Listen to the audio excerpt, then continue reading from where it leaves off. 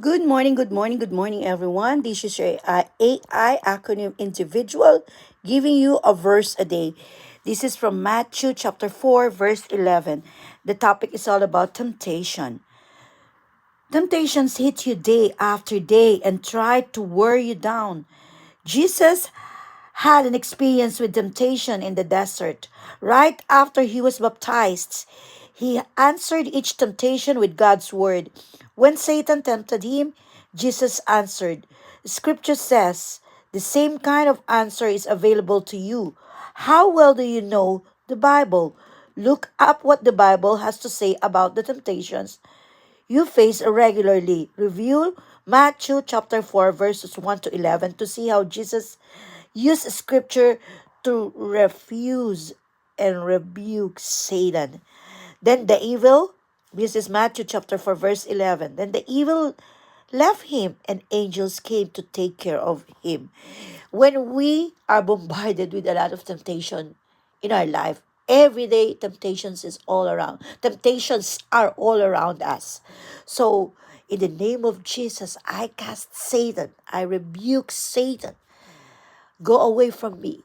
So we need to pray every now and then and ask the guidance of the Holy Spirit to take good care of everything so that we will be in good set of mind, in good decisions.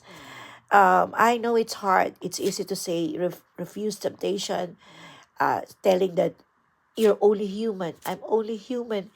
If that will be our excuse that you are only human, then we will always commit sins every now and then.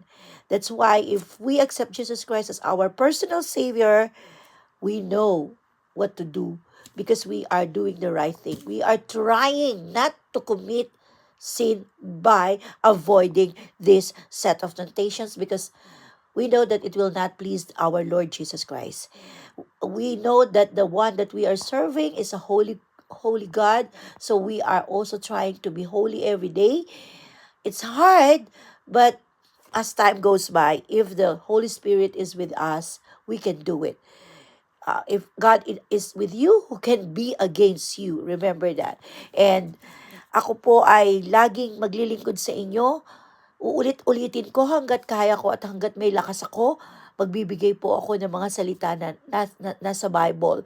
Hindi para magpasikat. Hindi po tayo sisikat kapag ang ipinagkakalat natin ay ang salita ng Diyos. Alam ko po yan, pero ako po ay maglilingkod. This is your AI acronym individual saying, magandang buhay, God bless us all. To God be the